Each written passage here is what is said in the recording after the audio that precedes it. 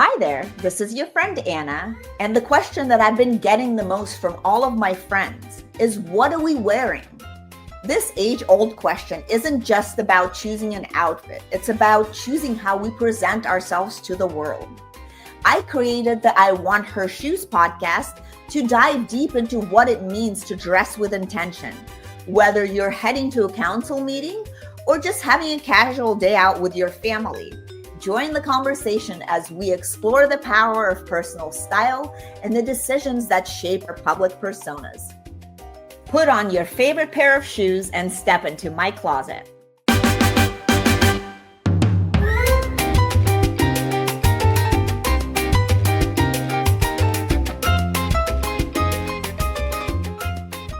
All right, welcome back to that Want Her Shoes podcast, where we explore the powerful intersection of style, success, and substance. I'm your host, Anna, and today we're joined by an extraordinary woman reshaping how we think about wellness, technology, and what it truly means to live.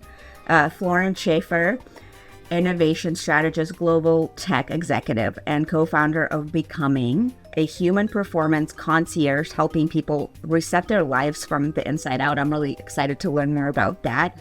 And Florence's resume is as awe-inspiring as her presence, and from executive roles at Burberry and Estée Lauder to leading global digital transformation across luxury, fashion, automotive, and beauty industries. She spent 20 years building systems at the intersection of technology and human behavior, which is super interesting.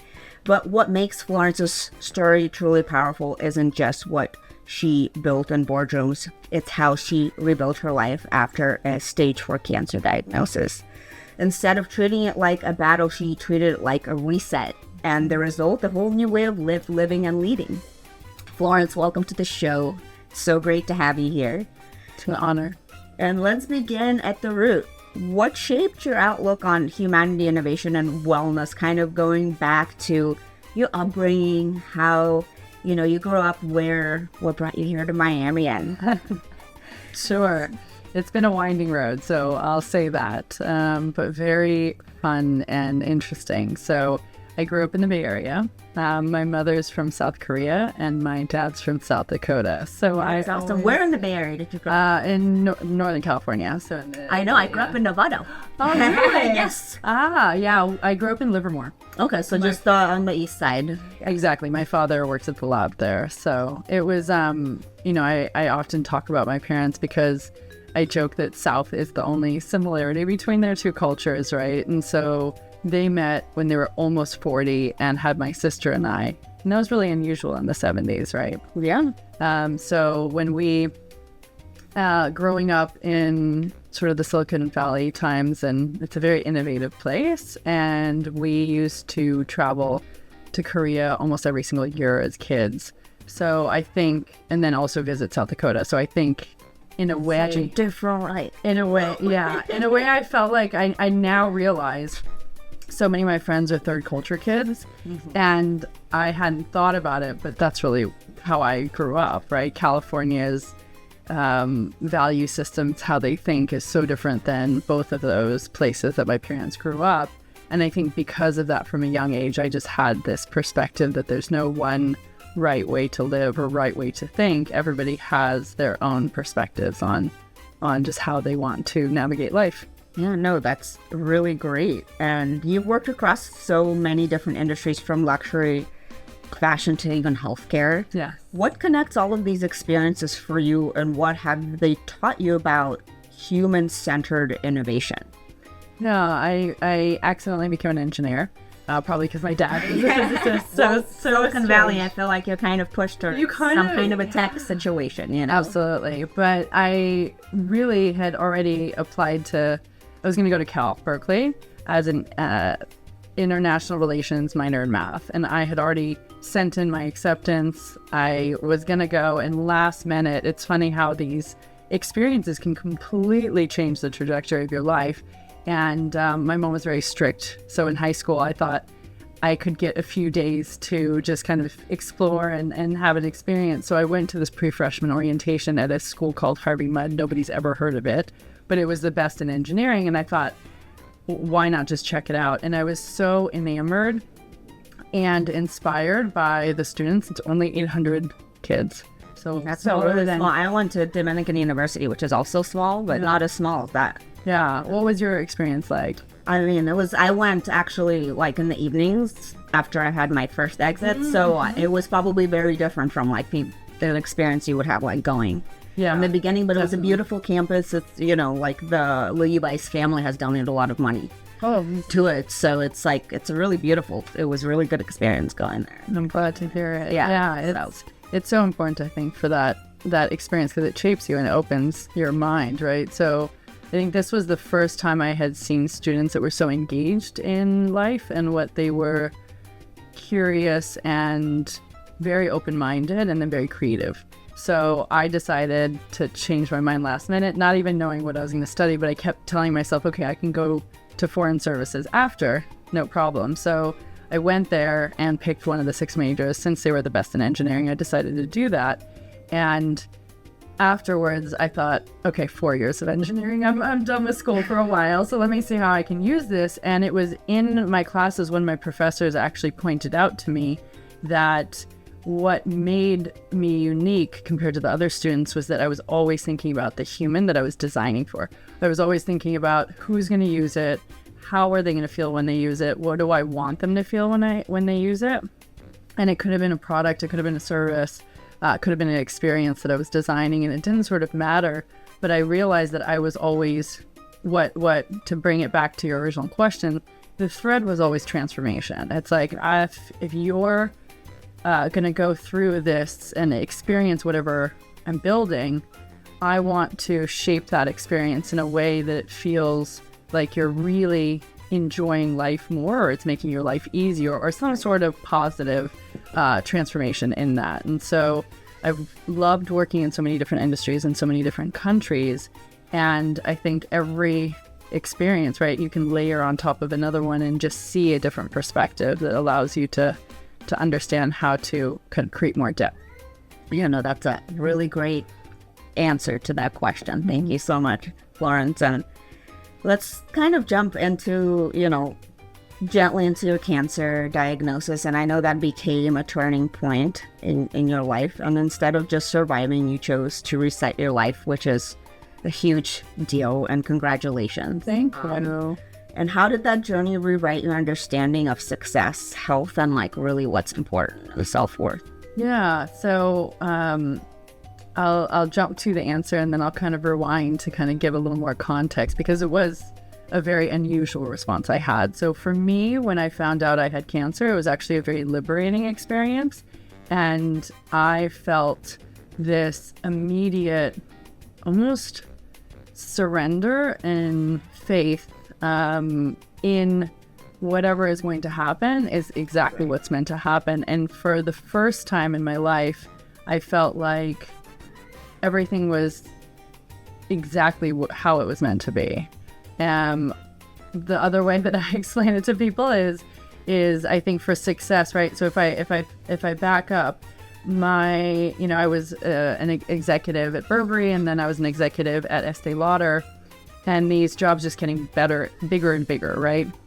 I had more responsibility, which usually meant more hours, and I had done a lot of work with different coaches and experts to improve my performance and become more efficient, optimize everything in order to obviously not burn out and just continue to get better and better.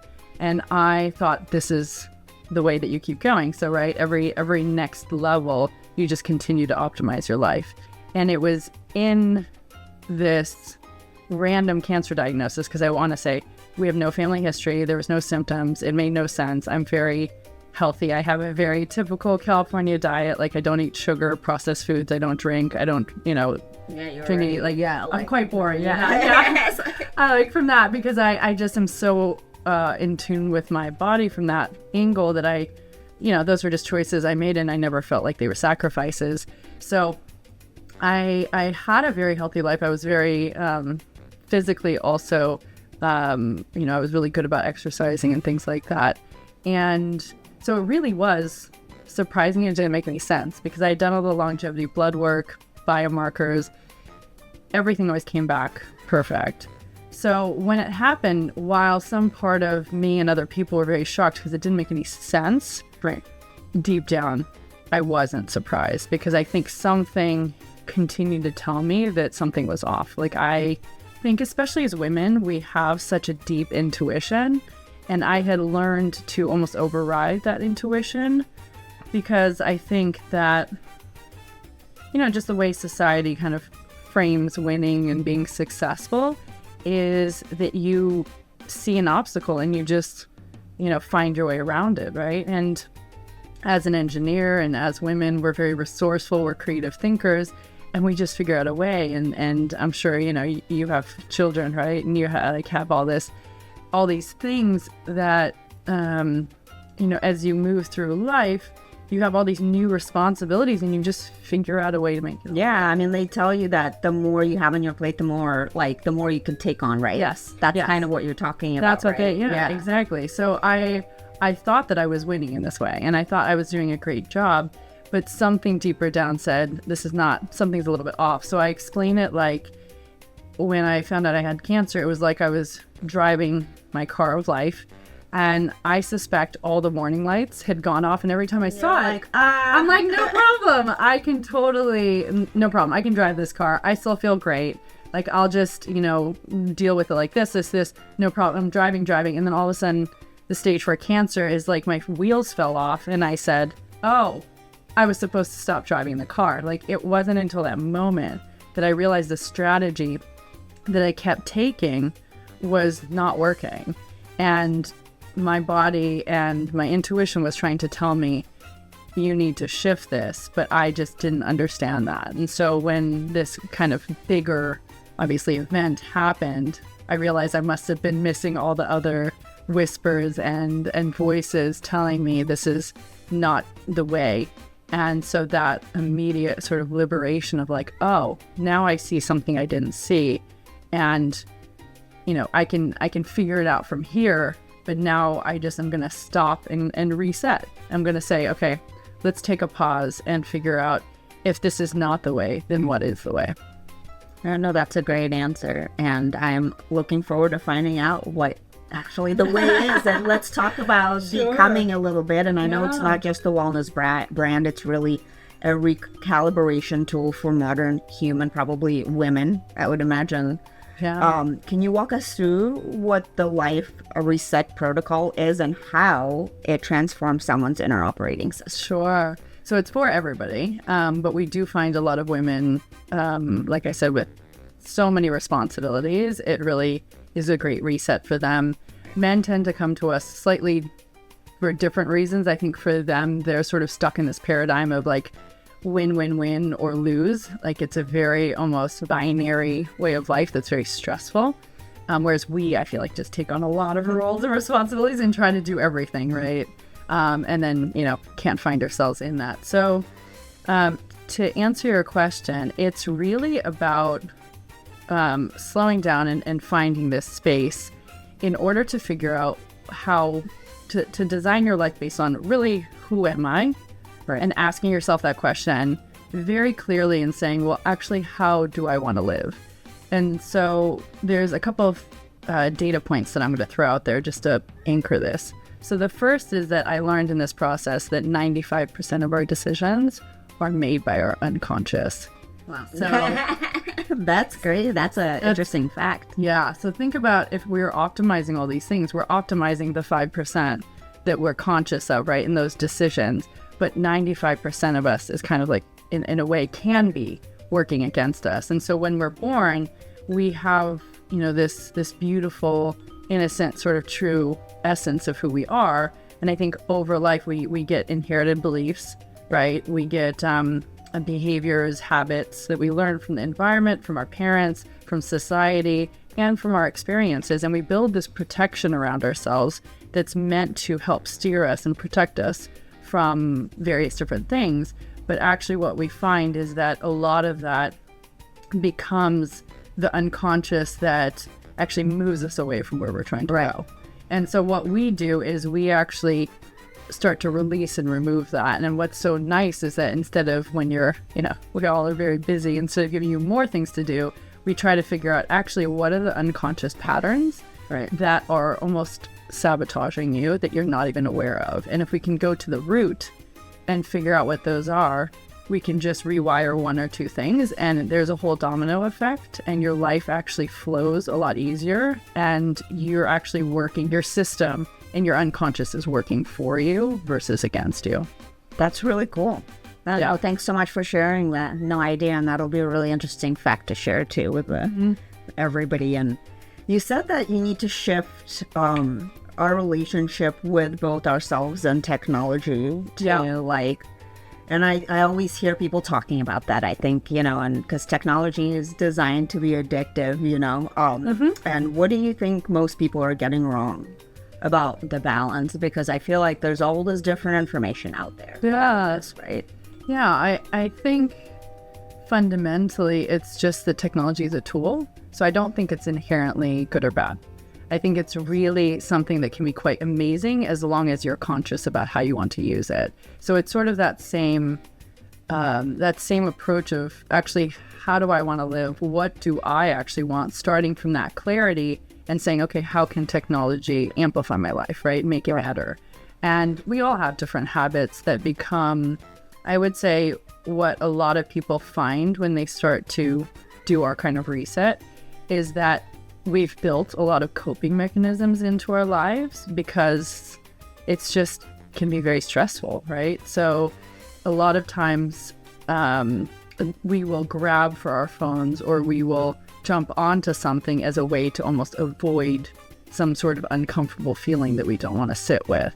And so, 100%. Yep. Yeah. And so I think what's super beautiful without having to fully go through our program and things like this, what people I think can do is starting to realize, first of all, that our emotions are just meant to be there as signals, right? They're just there. They're something that we all feel. There's nothing to feel shame or guilt or any of that. Oh, if they're just really there to say, hey, there's, this is not something you want. Like there's a lesson that it's trying to tell you something. So I think embracing that those emotions or those feelings that maybe you're uncomfortable with are actually just kind of guideposts. They're trying to help you create a better life and more clarity. And I think once we stop avoiding and we start seeing that, I think that starts to help us go, okay, I think there's a fear that a lot of people have when they have a reset, like I have to throw away my life, right? Or that something is going to phone. I have to go on a detox. Yeah, everything becomes a very extreme, and I think that's something we really want to shy away from because any sort of extreme reaction just kind of flips you to the other side, right? It's almost the shadow side of the same challenge. So what's beautiful is to realize, it doesn't have to completely change your life in a way that you don't want to. You're the one in control. So it's really like the more of these signals and information that you're taking in, then you're able to just be more informed. So thinking about it like that, and also allowing yourself to just enjoy things. Like if you just enjoy it, allow yourself to enjoy it, right? I think, we feel like we have to always be productive, and that's also, I think, something that's quite dangerous. And I think actually that's where technology can help, right? People are afraid of AI, people are afraid of these things, but actually these are tools to help us be more productive without us working as hard. So it's exactly, yes. How do we actually create more free time and play is how I think of all these changes. Yeah, no, I agree with you. And I think that's the completely opposite of being scared, right? It's being excited and what can we create now, right? What can we do with it? Exactly. Well, now let's shift a little bit into style and fashion. Yes. And as someone who has helped shape luxury and tech for global brands, how has your personal style evolved through your personal professional transformations? Because I'm sure it has. Okay, actually, you just reminded me of something really fun. I was working at Burberry, and that was so fun because I've always loved fashion, and then to be in technology, but in the fashion world, as you know, can be quite a fun way to express yourself. And there was something that I always loved, really beautiful silhouettes. You can tell, I love pencil skirts. I love like this sort of fitted, I'm 6 feet tall. I know, I was like, wow, you're really tall. And I love, just for you tall ladies out there, I love wearing heels. And yes, I have men who come up to me and they're like, why are you wearing heels? And I was like, because they look good and I love them. Like, it's not about just height. So yes, keep wearing those heels. So one of the big changes that I made is I stopped wearing outfits and things that really pinched my waist. And so, like, you can tell by this is actually still very form-fitting, and it fits nicely around it. Nice. Yeah, but I've become quite thoughtful about the fabrics that I wear. Also, now that I live partially in Miami, it's like hot. Yeah, I'm like dying in this rain. But you look amazing. So sometimes we have to suffer for the beauty. So no, but I joke and I realize, like, for me, breathable fabrics. But actually, so I'm going to bring it back to how it changes our day to day. Is I realize I need to feel comfortable in my clothing, because if I'm not, then I show up differently, and then that completely changes. No, the that day, literally ruins your day if you. And I'm the person who I don't plan outfits. I'm always like, I wake up and I'm like, what mood am I in today? And it's like that. So for me, it's a very fun thing. There's no wrong way. I very rarely wear the same combo twice. But coming back to this pinching thing, so there was one of my experts I worked with back in 2017, and he almost, you can think of it like, it's called Feldenkrais, but it's almost like like physiotherapy meets, you're on one of those tables and they're adjusting you. Yes. And he did something to me on my diaphragm. And I was like, whoa, what did you just do? I feel like you connected two parts of my body. I just realized that the top half of me and the bottom half felt disconnected. And he said, your diaphragm was stuck. You've literally been breathing through your chest versus your belly. And now, all those yoga people are like, breathe in your belly. I was like, what are they talking about? Like, it's like, it was hard for me to do that. I had to think about it. Yeah. And I realized that actually the way that a lot of, figures and everything, like we're taught that we want these tiny little waists, and the way that we actually breathe and we try to squeeze into these things is actually changing our breathing, which when you have that actually creates anxiety, and you're stuck in fight or flight mode with the dysregulated nervous system. So I realized I was living in New York in fight or flight mode, and living from that place. And I'm like, well, no wonder. I just learned to normalize it. And actually so many people are living in this state and don't realize it. And once you actually make this adjustment, after that, I suddenly realized, okay, I need to make sure I'm always able to breathe very comfortably. Right. Otherwise, you don't even realize you're creating anxiety for yourself. And looking down at the phone's another example of that. Actually, looking below your horizon creates your mood actually kind of gets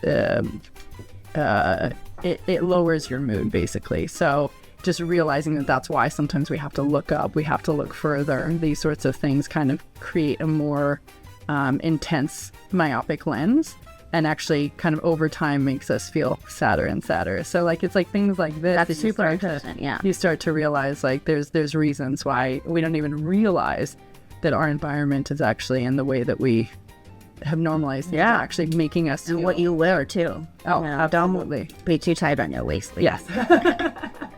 Since I moved to Miami, I'm never like, I guess it's just too hot. Like, you can't have too tight of things. You know what I mean? Like, and I think that's good, because you really have to have a little bit of breathing. Right? Correct. Yeah. Otherwise, it'll stick to you. Correct. Yeah. Most of my stuff is quite stretchy. Exactly. Well, you lived and worked everywhere, from New York to Miami, Paris to Hong Kong. How does place and culture influence your identity and how you show up in the world? Oh my goodness. Is it? I'm sure it's different here than Hong Kong, or Paris. So I would love to hear that, because it's very interesting what people say about the difference. And I say you have such insightful questions. I've been on many podcasts, but you really get to the core question. Well, first, I think what I find fascinating is that your identity is not fixed. And there's the core essence of who we are, and the identity is really, like I said, just all of these, like how we decide to show up in society. And I think for me, when you are in an environment, right, how people perceive you and sort of your identity shifts without you even realizing. Like for one silly example, when I moved from San Francisco to Hong Kong, first thing people would say to me is, "Oh my gosh, you're so tall." Yeah, well, that's what I was thinking. I was just thinking, I was like, of course it had to be about your height. Well, I was 32. No one, I mean, once in a while people would ask me, "Did you play basketball?" You know, these questions. But honestly, it didn't really come up. And so all of a sudden I'm 32 and my height is like my main identity there. Yeah. And then I wore these 6-inch heels because I was working at Burberry there, and I'd go to Korea, I'd go to China, I'd go to Japan. I wear these things, and so like it was really, and I was surprised you didn't get into modeling if somebody didn't like push you into that. You know? When I was younger, I had a short stint, but it was not my bag. But I mean, that's a silly example, but actually it's an informative one, because all of a sudden I was the tall person, and it was a point around, now all of a sudden I was very visible and I was very seen. So there was a lot that came with it, where it was almost like I was a bigger than life character, and I hadn't changed, but just the perception of who I had. But for me internally, I think what's great is it allowed me to really kind of expand and play into different parts of my personality and figure out sort of how I wanted to show up in these ways, and actually just be really grateful that that it is something that you realize can be so dynamic, and then you can choose sort of where. Yeah. And where are you in Miami?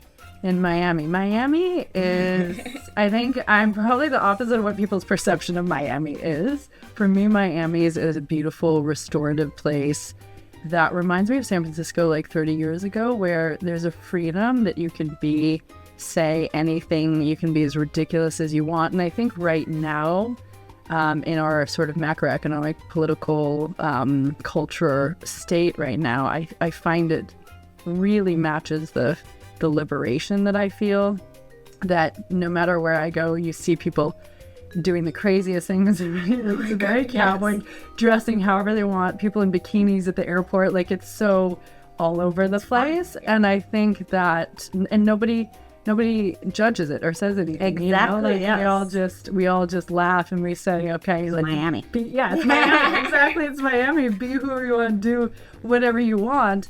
And I think, for me, again, that's really, really inspiring. So I wouldn't say I have like the typical Miami look or fashion or any of these things, but I would say I feel very comfortable, and I love meeting people, because you can't make assumptions here, because how they look, how they dress, how they are, you have no idea. And I love that. Yeah, no, me too. That's what brought me here too 10 years ago. It's going to be 10 years for me on November 15th, which is crazy. Yeah. Congratulations. Thank you. And did you bring a pair of shoes, or do you have a pair of... I actually brought them. I'm wearing. Okay, I wore them. Let's take one. That's how practical I am. I know. Take one off, and then we could talk about it. You don't have to take both of them off, but we could... Yeah, and you could tell us the story behind these, and they're really beautiful for people that are watching on YouTube. Yeah. Or not watching on YouTube. They are these booties. They're kind of like, what would you say? Carrie's been wearing them in Sex and just like that. She's been wearing this kind of style. Yeah. So these are gorgeous. What is the brand? I can't. You know what? I don't even know. So I got these in. I love when you don't even know, and they're just like they look like they're like vintage.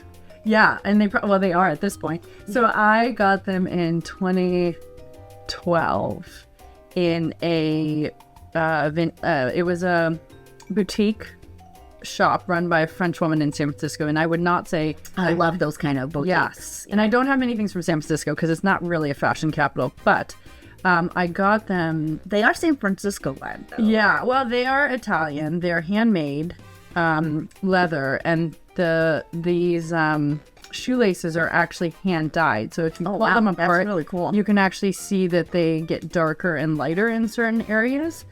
But what I love about them and why they're some of my favorites is they're very comfortable. I can walk in a trade show conference all day with them, and I have. And so that's something that I just is really important to me, is like shoes have to be comfortable where I can now walk like that. Yeah, now that I have kids, I feel just like I need that. Or now that I'm over 40, I feel like it's not as like I still wear these, but like I'm not gonna. Oh, actually, my stilettos are the same. I can walk miles. Like, but I love like more this kind of like height now, you know. Yes. And like more like stability and stuff. But you know, I still do like.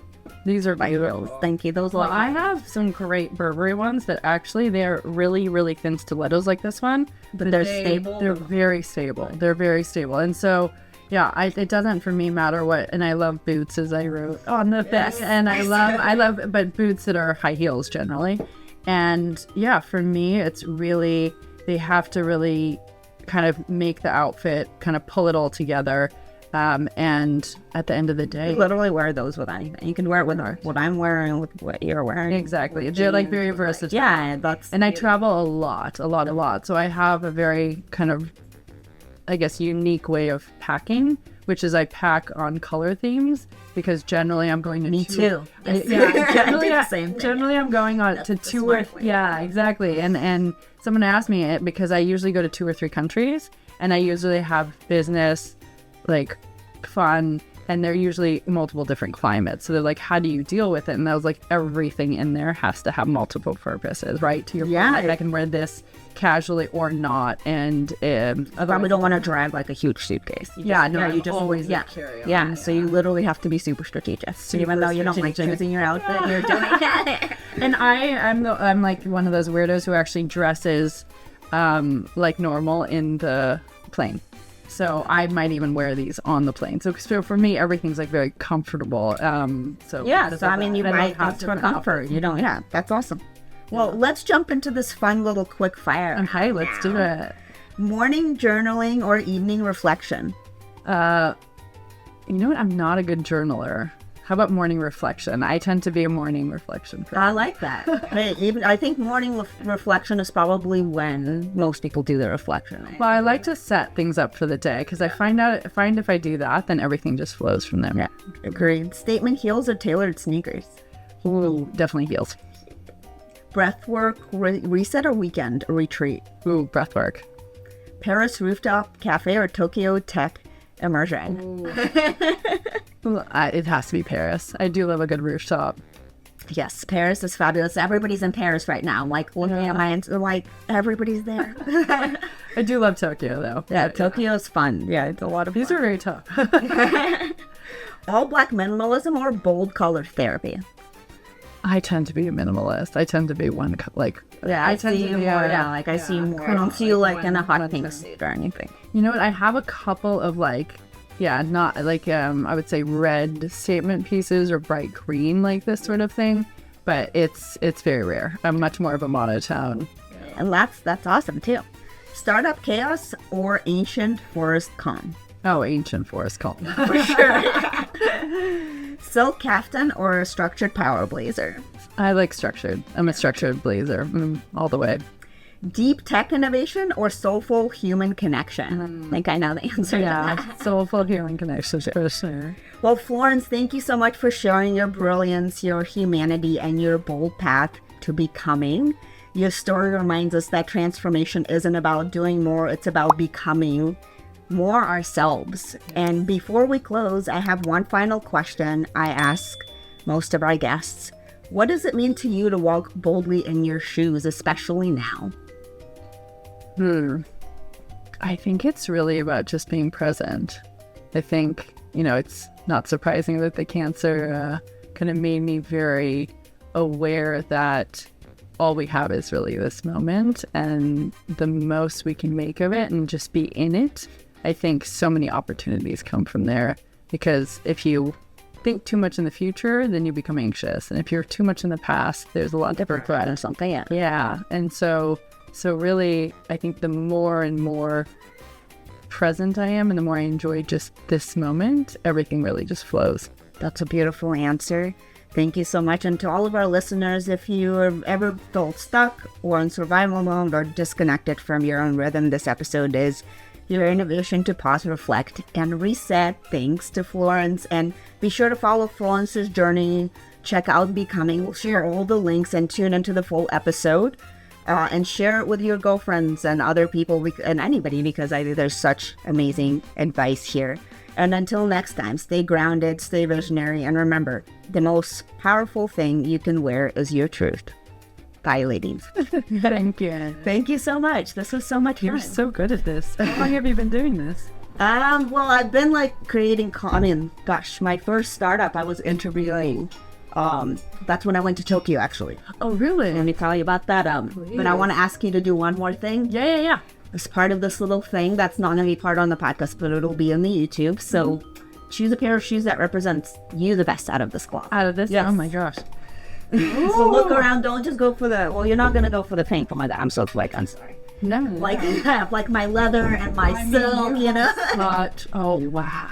Wow, you and those, you'll be 7 feet tall. Dude, these are amazing. It's so funny because the first ones I saw, that these ones really attracted me too. Oh my God. Wow. Oh my God. Yeah, look at everything. Wow, what a collection. Thank you. I mean, green one, so beautiful. You like green, huh? Green and red are those kind of your more brighter colors. Yeah, well, I'm I'm obsessed with green, and actually I've newly gotten into pink, but more subtle pink, maybe this. Yeah, you can tell. Yeah. Yes. It's very me, and I mean I actually love that color. I would totally wear that. Yeah, that's when they had the Valentino craze. Yeah, the Barbies. That's when I got those. I was totally, and I would totally wear those, and I would wear it in a very unexpected, kind of almost makes way. I don't want to miss what's down here either. Yes, I guess so there's some more here. Yeah, there's some more up there. Sometimes people don't even look up there. Yeah, oh my gosh, those are spectacular. Wow. These are beautiful as well.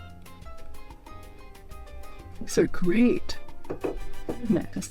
So is it more what I would wear that's my style, or who I feel like? Like what you would wear. Probably I'm talking. Yeah, I think I would have a hard time if I was trying to figure out which to wear for the night. If you took, because I have a date tonight, for example, and that's fun. I would be like, oh my God, I haven't worn those yet. Really? Yeah, because they're so tall. Man, amazing. Oh my gosh. Okay. So I think, oh my gosh, those are fun. Yeah, those for those are Brian, but yeah. Or no, those are Nicholas Kirkwood. Sorry, yeah. These are great. You know what? I actually might go with this. I actually feel like this is very...